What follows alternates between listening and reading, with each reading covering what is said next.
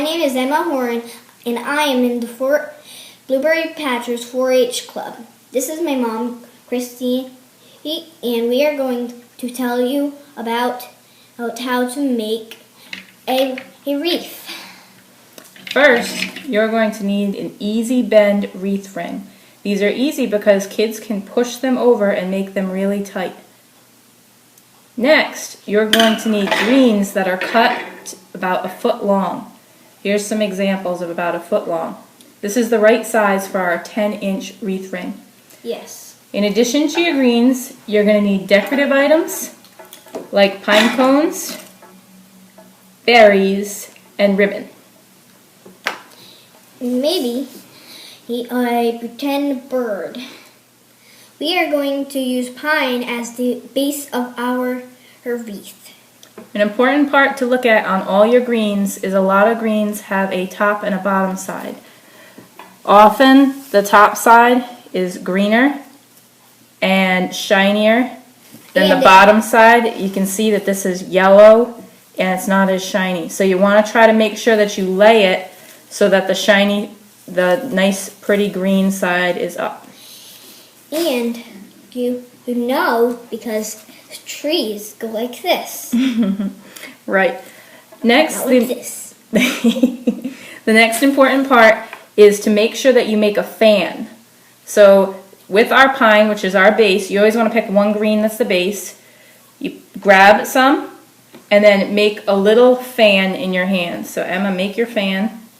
Okay. So you have a point in the middle and then 2 things that fan out on the side. Yeah. Okay. So now when we look at it, let go for a second. You have a point in the middle and then the 2 sides. We want it to look like a triangle, that it goes up, up, and around. So that's a pretty good fan. The next step is going to be to take your wreath, lay the fan in the wreath ring, and then this is where you're going to have to use your muscles, and you push one of these down. Push that side nice and tight, and then push the other side nice and tight. Your green is going to stick out of the top. That's okay. That's the way it's supposed to look. Next, we're going to show you how to keep adding it and make sure that you cover this little wire right here. Okay, we have one of our fans in our wreath ring. Next, we're going to take our next fan. It's okay, we can move them around a little once they're in there, but you want to make sure that it overall has a triangular shape. And then you're going to take it, and this is the important part of this wreath ring, is that you lay it on top of the last one. This is going to cover up that other wire. There's Emma. Yep. Now, with that wire covered up, now you pull down this next wire to lock it in place, and you've essentially covered up the other wire. This is a really important part of this wreath, is to make sure that you covered the last. Now you can see the other wire is right there under there, but you want it to cover. Now Emma and I are going to take a pause and we're going to go all the way around. Now when you want to add accents, we want to use our berries and other pieces very sparingly. So when you use a berry, you make a fan, and then you make sure that on that fan, your berry is the top piece of the fan. So on that last fan, I would have made the fan and then put the berries on the top, or my other accent piece. But there's one thing that pine cones you want to do. You want to put the pine cones actually in it and then tuck it a little bit of it under. This is our wreath at the halfway point. So we're just going to do a little bit more, and then we'll be ready to show you what it looks like at the end. It's done. The last step is going to be covering up the little tines that you have one left.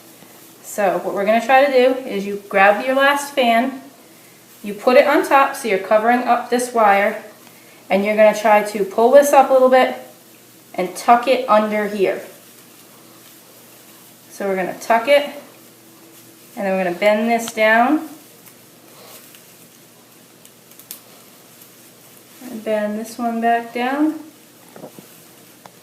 So you have it all. And And then we try to pull this back over.